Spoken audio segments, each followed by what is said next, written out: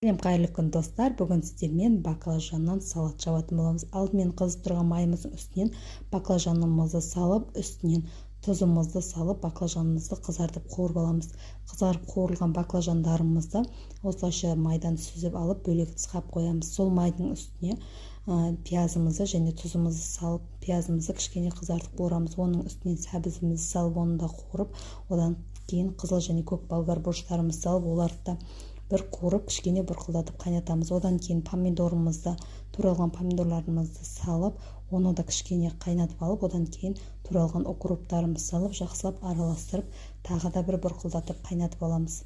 Қайнап шыққаннан кейін үстінен осылайша чесногымызды салып, оны да жақсылап араластырып, кішкене қайнап шыққаннан кейін жаңағы қуырылған баклажандарымызды салып, оның үстіне шекерімізді салып, бір бұрқылдатып қайнатып, банкаларымызды парит етіп, дәл осылай жаба бересіздер. Біздің салатымыз